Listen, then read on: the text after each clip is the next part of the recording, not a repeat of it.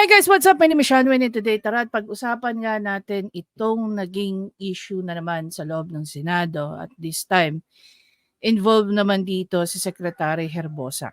No, siya ang Secretary of Department of Health natin. No, tagal-tagal natin nagantay magkaroon ng Secretary ng Department of Health. So maliban sa akin, meron na po nakapagbigay ng mga commentary videos nila gaya ni Attorney Claire. Katatapos lang din natin panoorin ko Attorney Libayan, no, 'di ba? Naka-shades na siya ngayon. And of course, shout out kay Gossip Central. Maraming salamat dahil itong mga clip na ginagawa mo ay nagagamit natin na material. So, even before we get started, syempre, basahin muna natin dito yung title ni Gossip Central. Sabi niya rito, pambabastos ni Raffy Tulfo hindi umubra kay Secretary Herbosa. Ano nga ba pinag-usapan nila? At ano naman pambabastos ang naganap?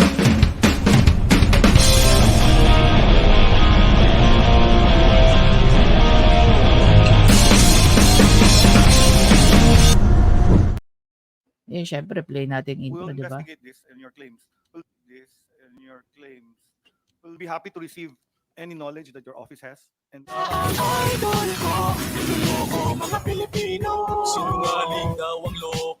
Another observation that I have, Doc, that I had in the past, bakit po sa mga ospital ang mga gamot ay mamahal? Especially po when it comes to inpatient. So hindi po nabibigyan ng option ang pasyente. Kung ano ibibigay sa kanila, yun na lang po talaga ang tatanggapin nila. At bakit po branded? Dapat po pag sa mga public hospitals, habang maaari, dapat yung mga gamot na kinikerry po ay generic. Do you agree with me, Doc? Kasi most of the patients that go to the public hospitals are poor. So why give them branded medicines? agree po. Usually po, ang procurement of medicines in public hospitals is by public bidding, 9184. At kuminsan, ang nananalo po ay yung branded. But most of the time, alam ko, generic ang mas mura. So yun ang nananalo po. Kaya nga po, Doc, so bakit nyo ipapayaga mag-bid pala itong mga branded kung sila ay mamahal? I'll give you an example, Doc. I'll give you an example. Ito, Doc. So, does that mean parang for you to question that, Raffy Tulfo, kailangan mong i-discriminate yung mga pharmaceuticals na nagkikerry ng branded? 'Di ba? Dapat free-flowing, dapat kung ano ang nakakabuti kaysa nakakamura. 'Di ba? Okay, Secretary, I'm sorry, I've been calling. Anyway, doctor ka naman din, ano? Oh, good, tama lang. Tramadol. Imaginin mo. Haharap ka sa mga hearings na hindi mo alam kung ano yung designation ng mga ano. This is a pain medication, if I'm not mistaken, right?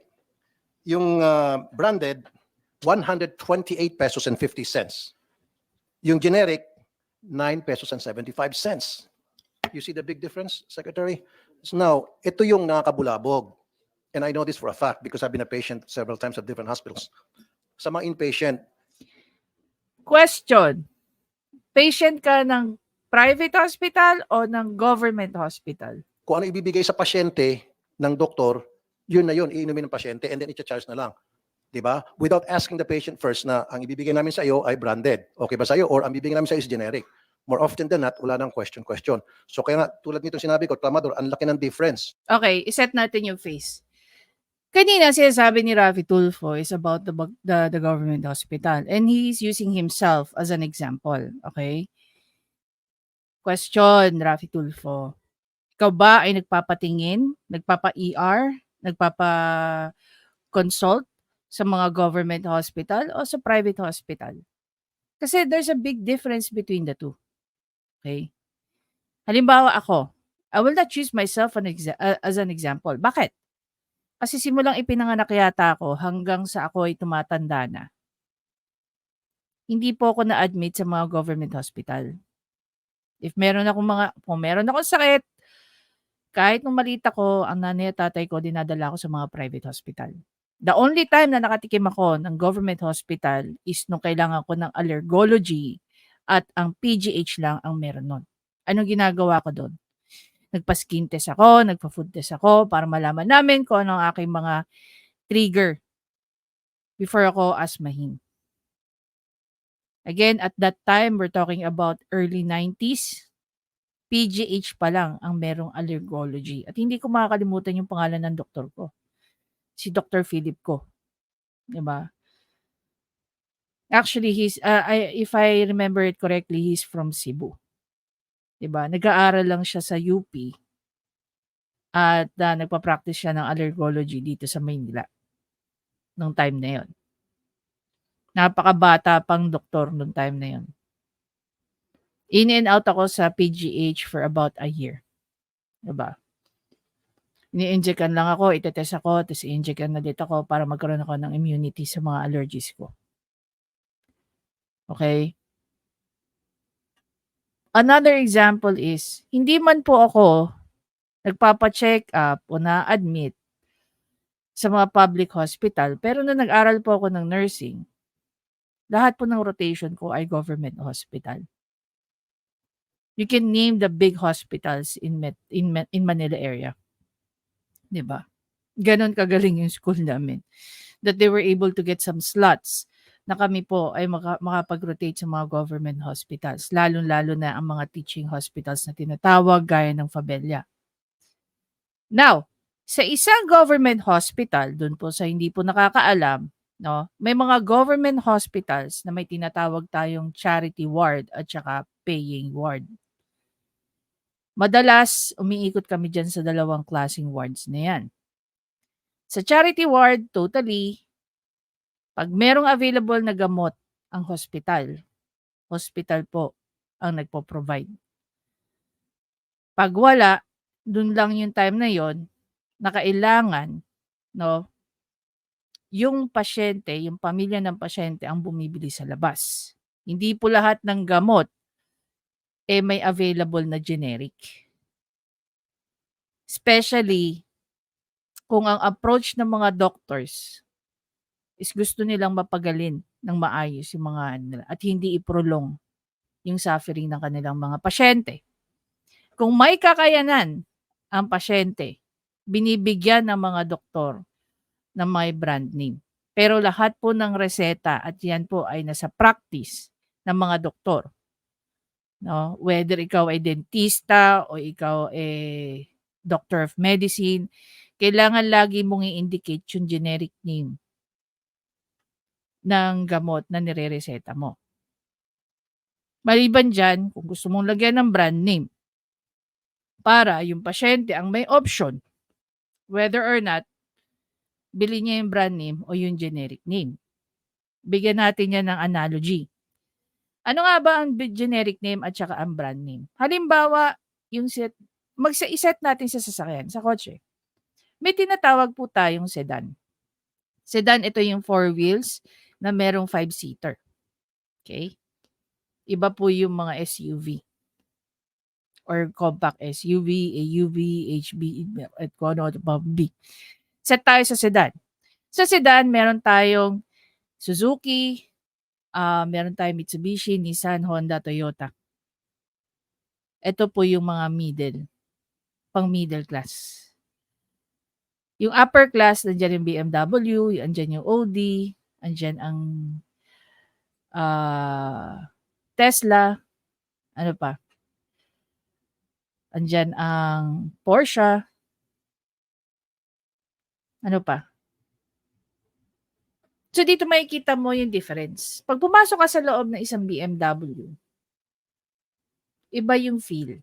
Pag pumasok ka sa isang tawag dito, sa isang Mitsubishi, iba rin yung feel.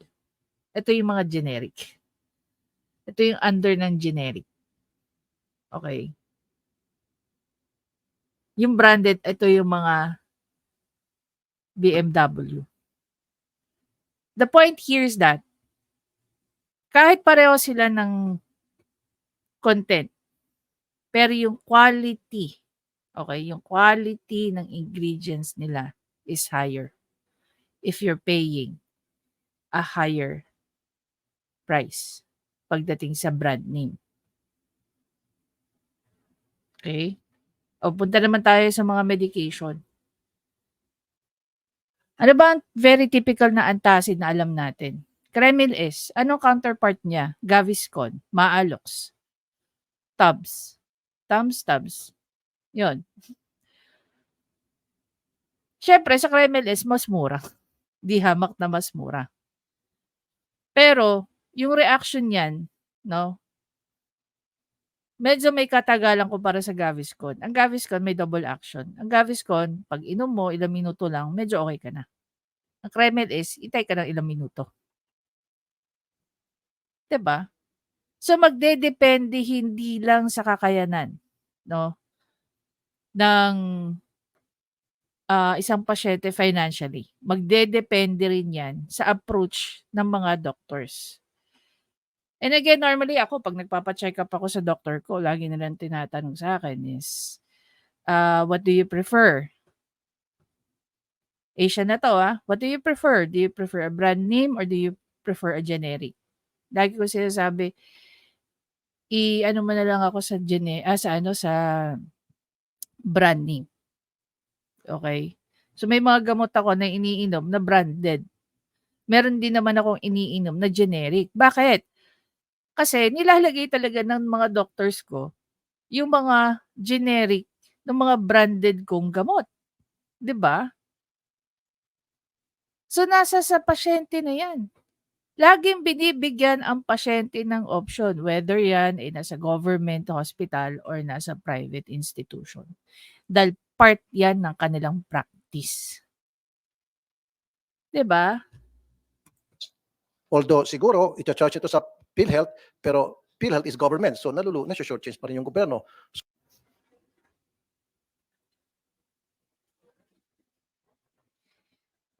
'Di ba nga 'yun yung purpose kung bakit ka nagbabayad ng monthly sa PhilHealth, is for them to cover whatever it is na kailangan mo. And come to think of it, ilang tao ang nagbabayad sa PhilHealth? Like ako, siyempre ako. Nagbabayad ako sa PhilHealth, pero matagal na akong hindi gumagamit ng PhilHealth.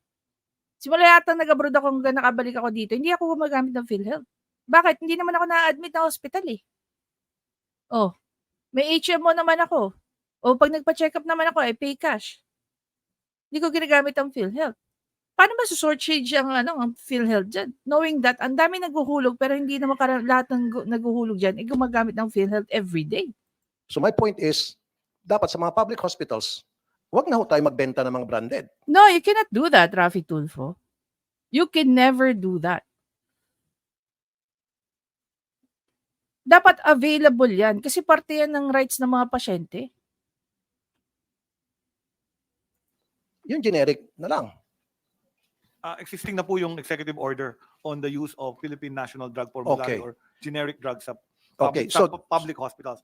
Ang only reason I can give as a doctor, because there are cases nung nagpa-practice po ako, may cases na generic ang binili ng hospital pero hindi siya clinically effective. Exactly. Thank you, Secretary Herbosa.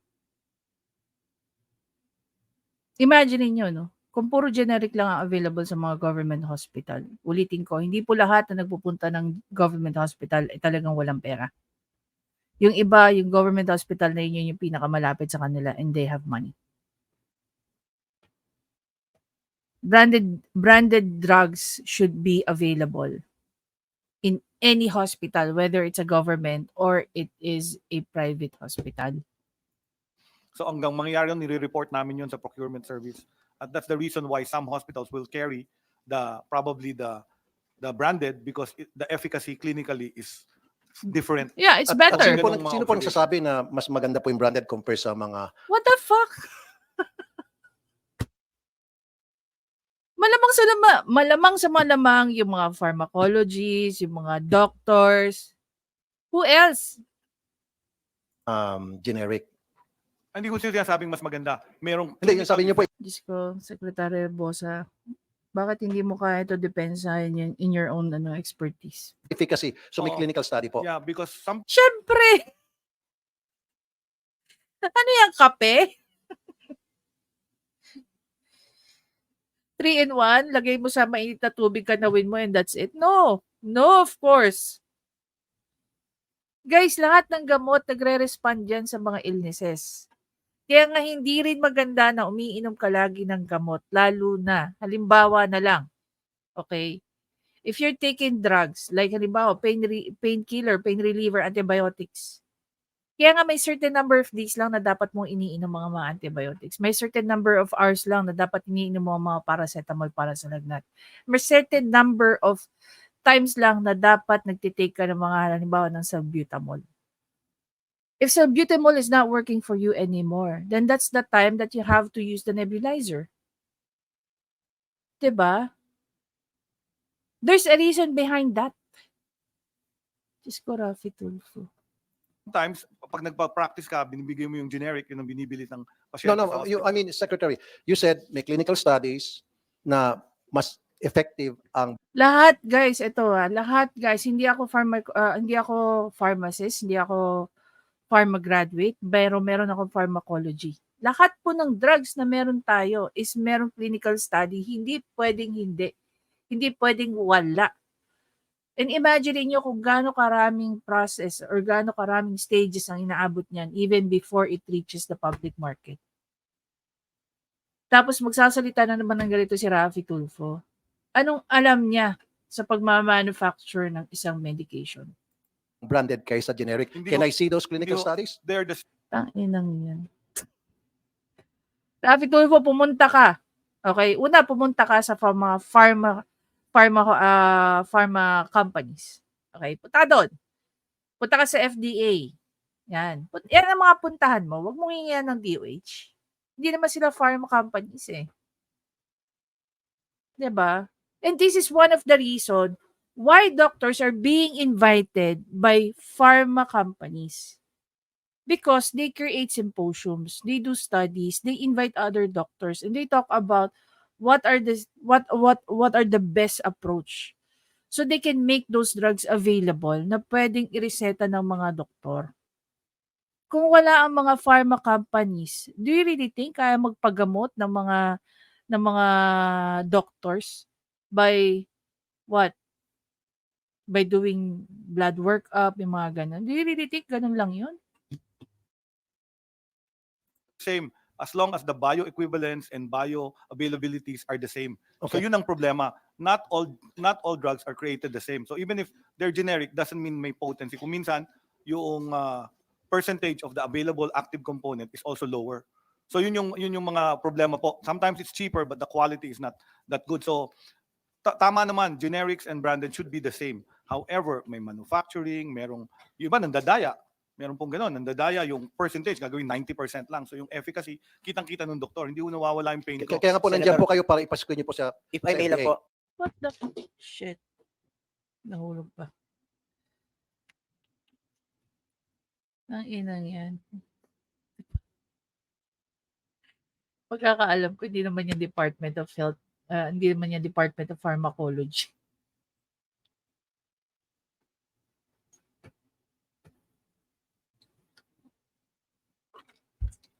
Imagine yun, ano ba ibig sabihin ng FDA, Food and Drug? So even before yan ma-release sa market, sa DOH ba dumadaan yung pagte-testing lahat niyan? Pagsa-certify lahat niyan? Di ba sa FDA? Di ba? Most probably in cooperation of DOH. Pero the main character, or the main authority, no, na nagse-certify niyan, walang iba kung hindi. Ang alin? Ang FDA. Sana pinatawag niya FDA, di ba?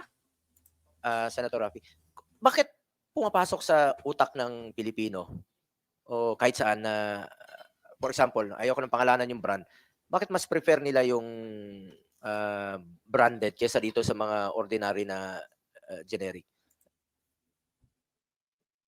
Alam ko sasagutin niya ni Secretary. Pero ito lang, kung nakikinig ng mabuti si Senator Bongo, nasagot na yan actually ni Secretary Herbosa. Okay? He's talking about technicalities of pharmacology. And yet he's not listening very well. Diba? Yun ang nasa naka-mindset na sa bawat isa. Bakit po ganun as Secretary of Health? Hindi Bakit ko po alam kung patient po yan. Ano? Usually, ang may tawag sila, yung hiyang sa kanila.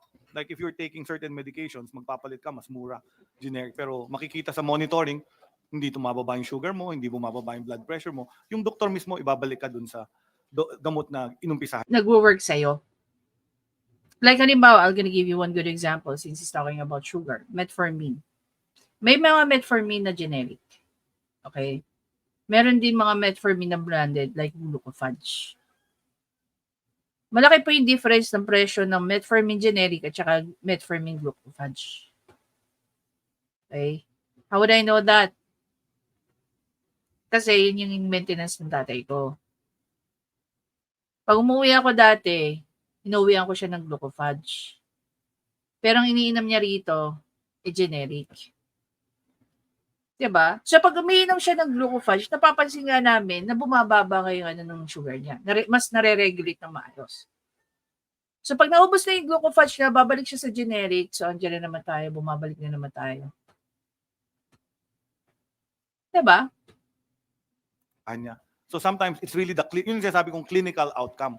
So yung doktor, binabantayan ko kayo sa clinic, pareho nireseta ko sa'yo, generic. Ang gagawin nun, mag-experiment siya, ibabalikan niya sa branded, and then makokontrol. Okay, so ito yung mga sinasabi kong Okay, differences. Secretary, kung ganun pala, meron kayong mga findings, clinical studies, na halimbawa yung isang particular gamot, hindi siya effective kumpara sa isang branded, dapat meron kayong mga listahan yan and the public should be informed. Alam mo, ito lang ito si Rafi Tulfo, isa't kalahating syunga-syunga eh. Kasi sabi lang ni Secretary Herbosa, hiyang. May mga gamot, like say for example, balik tayo sa example ko kanina, metformin. May mga metformin na generic na tumatalab sa ibang pasyente. Again, magdi-differ yan. We're not created alike. Meron din mga pasyente, okay, na mas nag-work sa kanila ang Glucophage branded. So bakit mo ililimit yung mga tao? 'Di ba? Bakit natin kailangan diktahan yung mga tao kung ano ang dapat nilang i-consume at hindi i-consume? Ulitin natin, gaya nga na sinabi ni Secretary Herbosa dyan, depende yan sa tao. Kasi may mga tao na nahihiyang sa generic at may mga taong nahihiyang din sa mga branded. Okay? And through the FDA, di yan, ba? yan po yung Hindi sagot yung dun kayo sa lang tanong po nyo. nakakaalam noon. Mr. Chair, yan po yung sagot sa tanong nyo kung bakit may mga branded sa public hospitals. Kasi ibig sabihin nun, baka the previous year, yung supplier hindi maganda. Hindi lang po sa mga iniinom na gamot, sometimes sa anesthetics, may nakikitang ganito, tinurok, hindi nagka-anesthesia. So the next year, hindi nabibili nun. So for safety, kung minsan bumibili po yung public hospital noong branded. So yan Doc, po ang... Pwede makasingit? I'm not saying you're lying, pero I'm saying na half-truth yung mga sinasabi ninyo. What the fuck? Sige guys, no? Especially dun sa mga nagtatrabaho sa hospital, I don't care kung kayo boy na sa private or government. Okay? And I'm very sure you know better kasi you're practicing.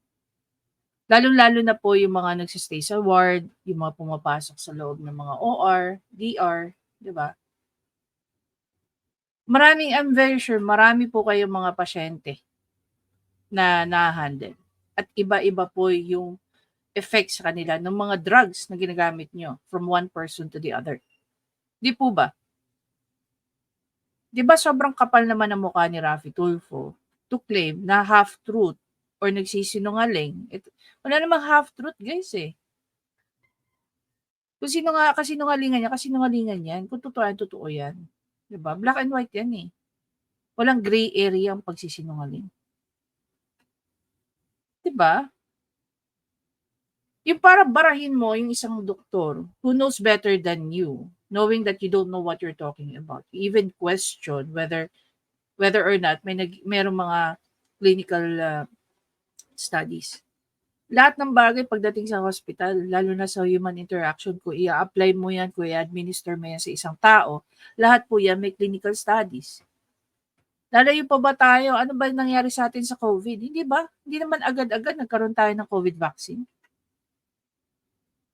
Oh, ano nangyari? Ang dami pang mga dinaanan yan even before yan nirelease sa market. Hindi pa ngayon yan, hindi nga available yan sa market para i-procure natin, di ba? Bili natin individually. It was only given saan? Sa mga sa gobyerno. Di ba yung naisip ni Rafi Tulfo? I'll tell you why. Bakit piniprefer yung branded sa mga ospital, sa mga pharmacy, bakit Ito na, dumali na siya. inireseta? Kasi nga po, may tinatawag na junket. Alam niyo po yun. yung mga doktor, ginugood time ng mga pharmaceutical companies sa mga seminar, sa abroad, schooling, free airfare, business class, hotel accommodation, food, entertainment, etc., etc. And we're talking about the millions of pesos or even dollars. Now, syempre, ito mga pharmaceutical companies, hindi ito manlilibre. Napaka-pathetic talaga nito ni Raffy Tulfo. Ako guys, marami po akong kaibigan na doktor. Okay? To the point na almost lahat ng klase ng tawag dito ng specialization, may kakilala ko. Maliban sa may kamag-anak ako, may kapatid ako na nagtatrabaho sa mga ospital. Isa po ako, no, dun sa mga pinalad na nagkaroon ng kliyenteng pharmaceutical. No, while I was still in Dubai, meron po ako isang naging kliyente na sila po ay pharmaceutical. They hired me to document their symposium. So they invited different doctors specializing for that particular illness, because they're not just introducing a new brand of enzyme, pero para makuha din nila yung input ng mga doktor. It works two-way. Kung ano ang kailangan ng market, kung ano ang kailangan ng mga doctors, no, para mapagaling nila ang kanilang mga pasyente, nagre-respond po dyan ang mga pharmaceutical. Kung tutuusin, mas malaki pa nga ang ginagastos ng mga pharmaceutical kaysa sa ipinapasok ng mga doktor based sa pagre-reseta ng mga gamot na yan. And come to think of it, halimbawa ako, doktor, I got invited by one pharmaceutical. Doc, pwede mo ba kaming tulungan dito sa ano na to? Sa medication na to? This is about ganito, ganito, ganito. You have the expertise, you know more about this. They work hand in hand para lang mag-come up sila ng isang medication that will help that individual, that patient.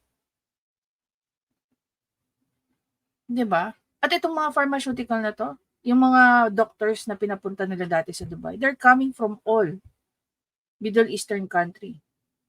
We have coming from Egypt, Turkey, Saudi, Bahrain, Kuwait. Yes, provided po yan ng mga pharmaceutical. Yung flight nila, yung stay nila, pagkain nila, that's for about 2 to 3 days. It is for the betterment of their patient. Hindi para mamasyal.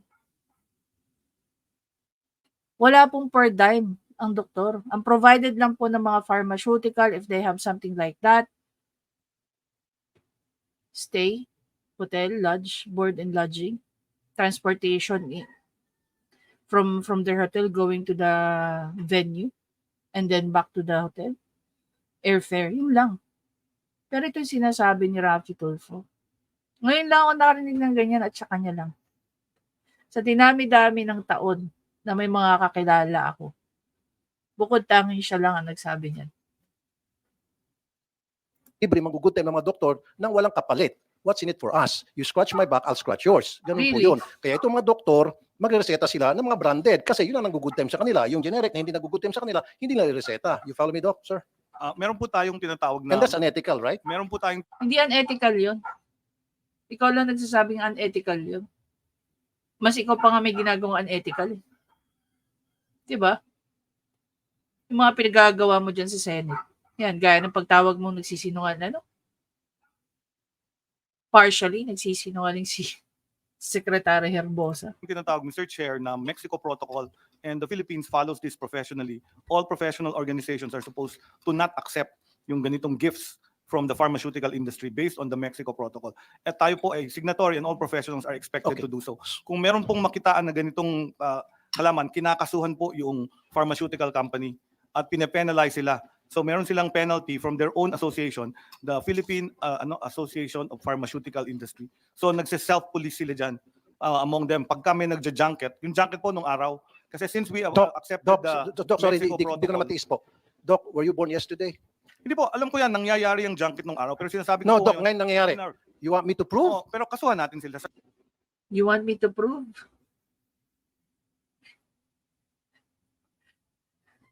Rafi Tulfo. Mahilig ka mag-akusa. Sana gayahin mo sila, Senator Amy. No? Pag binuka mo yung bibig mo, pakita mo kaagad kung sino yung involved. Diba? Gaya nga rin sinabi ko, this is the first time na nakarinig ako ng ganyan, knowing that I've known a lot of doctors. No? Yes, they go abroad to attend symposiums. Yes, they go abroad for trainings. No? Kung wala yung mga symposiums na yan na trainings, paano sila magiging updated sa trend? Kung paano i-administer or paano ano yung mga updates tungkol sa mga sakit. Depende sa kung ano yung specialization ng isang doktor. Do you really expect doctors will spend money, diba, to keep themselves abreast sa mga trends kung hindi rin inaano yan ng mga kung hindi rin nag-spearhead ang mga pharmacom? Sir, so meron tayong avenue to file cases against these people with the pharmaceutical industry, lalo na yung mga pharmaceutical na gumagawa ng mga gifts. Gifts like this should be declared as donations to the hospital or donations or grants to educational institutions. So kung junket siya, pwedeng kasuhan yung cases ng mga yan po. This practice violates the code of ethics of the medical profession for doctors because, number one, it affects their autonomy in giving the best and most affordable healthcare to patients. Number two, in a way, exploits patients for the doctor's personal gain. Number three, does not improve access to equitable healthcare. So, dito, sa pagbabasa niya niya, na-prove niya na. Yun ba yun? Now, Doc, you're saying na Agree wala na po, itong kaya junket. pwede pong kasuhan. Marami pa Pwedeng po. kasuhan ng mga Even while we doktor speak, na tumatanggap po. even while we speak, meron na po mga naka-schedule na mga junket. O, ilabas mo, Rafi Tulfo. Dali, pakita mo. Ilabas mo nang makasuhan nyo pare-pareho. Di ba, kilala ka naman sa ganyan? Ilabas nyo at kasuhan nyo. Kasuhan mo. Di ba? Kasuhan mo. Ilabas mo yung mga pangalan ng mga yan. Yung mga doktor na yan na involved sa junket na sinasabi mo. Interesting yan. Para sa mga, Doc, please don't laugh. This is a serious matter.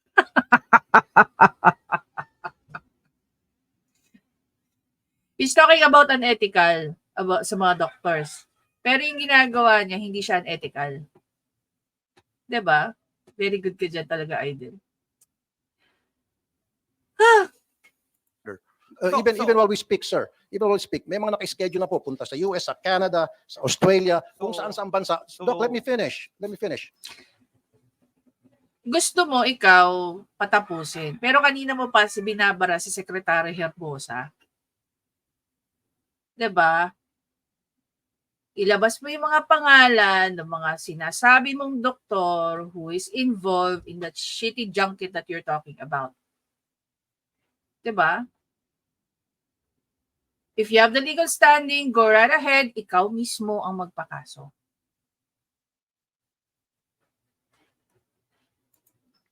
And I can prove this from doctors. May mga doktor po ako nang susumbong sa akin. Ito yung mababait na doktor na hindi sila. Nice. So yung mga doktor mo, ilang mababait. Paano yung mga doktor namin hindi mababait? Ganyan ba yan? Yung mga kaibigan namin doktor, hindi mababait. Yung mga personal doctor namin, hindi mababait. Yung doktor mo lang ang mababait. Yung mga doktor na nasa harap mo, hindi yan mababait. Ganun ba yun? Pumapayag, hindi sila tumatanggap. Even Talaga ba? while we speak, may mga naka-schedule na po. As far as December na. Kuminsan, yung Las Vegas, yung isang hotel sa Las Vegas, punong-puno yan ng mga doktor from different countries, kasama dyan Pilipinas. Nice. Really.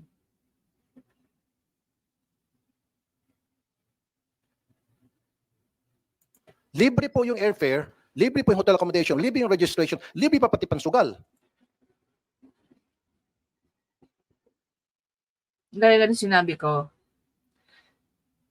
when I had that opportunity, no, to document yung symposium ng mga doctors in relation sa kanilang bago magiging i-introduce na medicine. Yes, sponsored po ng pharma ang kanilang airfare, hotel, and transport. Wala naman sugal sa UAE. Wala naman sugal sa Dubai. Pero may shopping. Hindi na po yung sagot. And we're not talking about a small pharma. This is a very big pharma. Actually, sila ang pinakamalaking binayad. Sila yung client ko na nagbayad sa akin ng pinakamalaki. Diba? Yung isang araw lang ako nag-shoot sa kanila, they paid me roughly 50,000 pesos. One whole day lang yun. Sa casino. Now, yan yung dahilan kung bakit matataas ang presyo ng mga gamot dito. Siyempre, yung mga pharmaceutical companies, Talaga ba? Nice. Galing ng mga ano niya. kailangan nilang kumita din, bumawi. Tataasan nila yung presyo ng mga gamot nila. And that's the reason bakit itong mga doktor, hindi naman po lahat, na mag-issue silang reseta, mag-reseta silang gamot sa kanila mga Akala ko ba negosyante ito si Raffy Tulfo? Ano ba yung bagay na hindi nila naiintindihan when it comes to sales and marketing budget? Diba? Even without those city, yung mga sponsorship ng mga pharma, the prices of those medicines will be the same. Dahil yung mga yan, parte yan ng R&D nila. Alam mo ba yung research and development traffic tool po when it comes to pharmacology? Even fast food chains, they have R&Ds. Halos lahat ng negosyo, guys, meron tinatawag na research and development. At nagbabagsak sila dyan ng mga malalaking budget. Because they need to innovate their products. Yung ginagawa nila sa mga doktor, it's part of their research and development. Other than that, malaki rin po ang budget sa sales and marketing. Especially with marketing. Hindi naman marketing yung ginagawa ng mga pharma companies eh. Sa mga pa-event eh. It's part of their R&D. Again, ulitin natin. With or without those events. Okay, with or without those events. Meron pa rin budget ang mga pharma sa R&D. And the prices will be the same. pasyente without putting the generic conversion equivalent. Kasi dapat po, di ba, maglagay sila sa reseta yung branded and then sa baba. Alam mo, sana ginawa rito ni Raffy Tulfo. Pinakita niya yung mga reseta coming from these doctors na sinasabi niya. Sana yung mga nagsasabi sa kanya na mga nagpupunta ng government hospitals, ipakita yung mga reseta na binibigay ng mga doctors. Eh, i-penalize niya lahat ng mga doctors na hindi naglalagay ng brand name doon sa mga reseta nila. Or rather, i-penalize nila yung mga doctors na hindi naglalagay ng generic name doon sa kanilang mga reseta.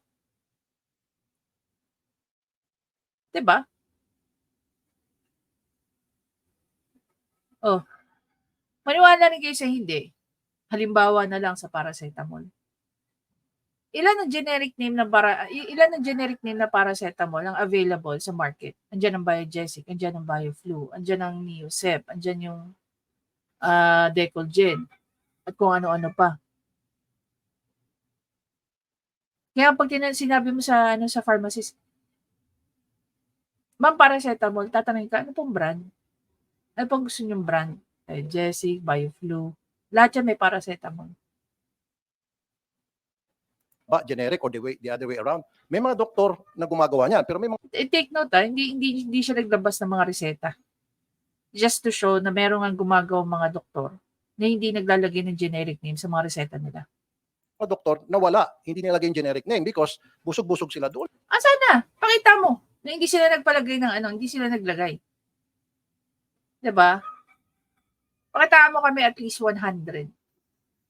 Sa pharmaceutical companies na nag-good time sa kanila, pasintabi sa mga doktor na tatamaan. And you know, that's reality, Doc. And don't tell me na stop na yan because if you tell me na stop na yan, next week, sa next hearing, babalik ako, mapapahiya po kayo, Secretary. Wow. Sige nga. Ipahiya mo siya, Raffy Tulfo, by showing us 100 RX coming from different doctors. Tapos i-validate natin. Kasi mga RX, guys, merong mga merong pangalan ng doktor, pati PRC number nila na ipapa-verify natin. Ngayon, kung legit ang mga doktor na to, then pakasuhan mo. I'll be with you on that one. Pakasuhan mo. Gutom ka na? There are charges against doctors. Okay. No, wait a minute. Against them should be filed with the Secretary, let me finish. Professional Let me Regulation finish Commission. first, please. Ang question ko po sa inyo, Secretary. Questioning someone with ethical. Diba? Yung ginagawa ni Rafi Tulfo, ethical yan. Yeah. Kanina pa siya salita ng salita. Pag nagsasalita na si Secretary Herbosa, binabara niya. You still stand by your word na wala. O diba, i-insist niya yung gusto niya, ipipilit niya yung gusto niya. And if I were Secretary Herbosa, stand very firm. No? Ikaw yung doktor, ikaw yung hepe ng mga yan. Hindi ka dapat dinidiktahan. Si BBBM nga, hindi ka dinidiktahan. Rafi Tulfo pa kaya? Tangina, undergrad yan. Ano ba alam yan? Diba? Wala ng junket, yes or no? Hindi ko po sinabing walang junket. Sinabi ko po, meron tayong Mexico Ito pinagigita ni Rafi Tulfo yung junket. Ilabas mo. Maglabas ka ng mga ebidensya mo tungkol dyan sa mga pa-junket-junket na sinasabi mo. And then from there, isa ako sa susuporta sa'yo. Labasan mo kami ng 100 reseta na nagpapakita na itong mga doktor na to, okay, is involved sa junket. Hindi naglalagay ng generic name sa kanilang mga reseta. Kasi i-verify natin lahat ng pangalan through their PRC ID. Susuportahan kita dyan, Rafi Tulfo. Baka dyan masuportahan kita. Ayoko pa naman sa lahat yun ng bibintang. Diba? Protocol at Code of Ethics. At kung may kaso na doktor at pharmaceutical na nagva-violate nito, pwedeng mag-file ng kaso. Yan po ang sinabi ko, Mr. Chair. Then it is your job dyan sa DOH para to find out bakit nangyayari pa rin ito. At kung nangyayari ito, then sampa kayo ng kaso. Meron ba nasampa ng kaso? Wala. Yes, Mr. Chair, this is practice of medicine. The regulation of the Department of Health by law is the facilities. The practice of medicine is under the Professional Regulation Commission, Mr. Chair. O, gamitin mo yung NBI, paimbestigahan mo mga doktor, Rafi Tulfo. Diba? Favorite mo NBI, go for it. Paimbestigahan mo yung mga doktor. Diba? Paimbestigahan mo sa DOH. Hindi mo, I'm very sure hindi mo na naman madidistinguish yung power ng PRC. Yung mandate ng PRC at saka yung mandate ng DOH.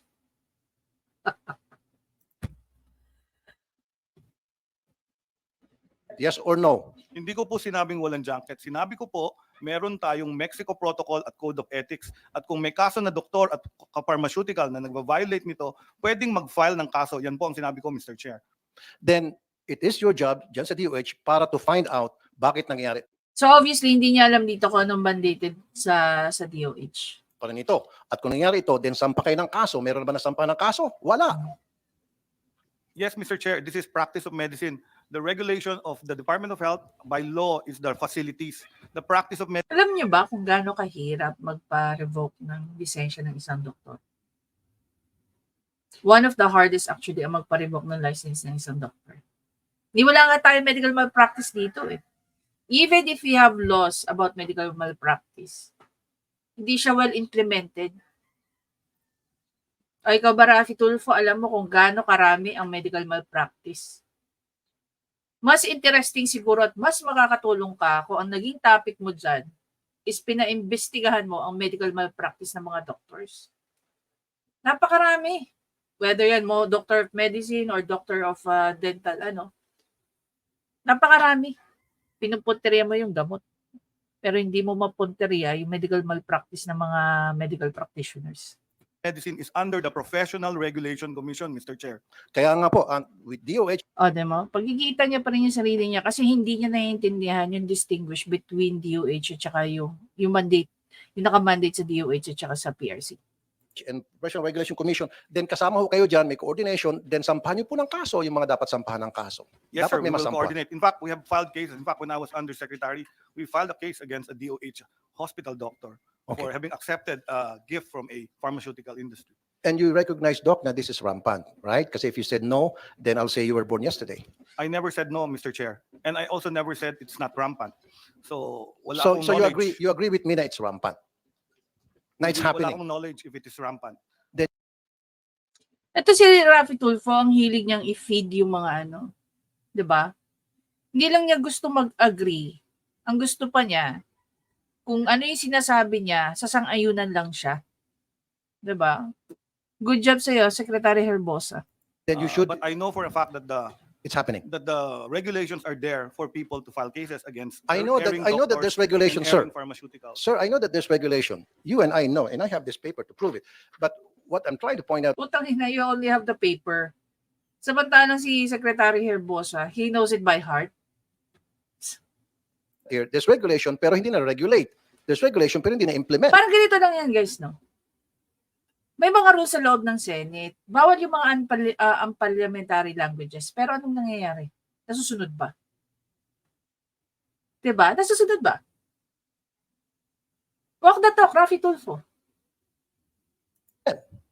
Implementation is important. That's why we're here today. That's why you're there as the Secretary of the DOH. That's why we're here.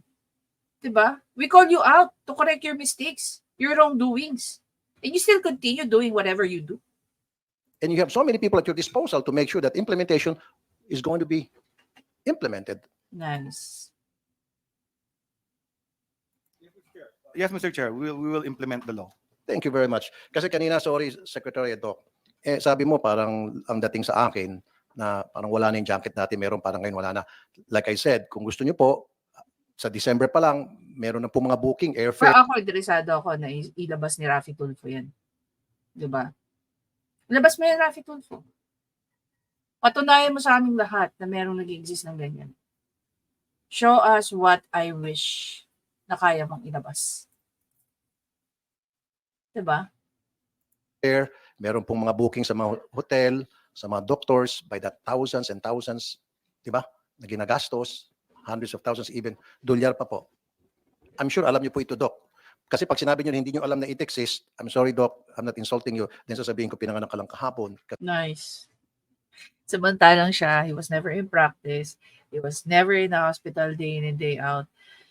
Imagine niyo si Secretary Herbosa, no? Naging doktor yan. Naging residente, naging fellow, naging specialista hanggang sa naging Secretary of Health. Imagine niyo kung gaano kahaba ang pinagdaanan niyan just to reach the level kung nasaan siya ngayon. The way this Raffy Tulfo is talking to him, actually hindi naman insulting. Nakakatawa. The audacity of Raffy Tulfo to talk to Secretary Herbosa like that, as if he knows every ins and outs. No.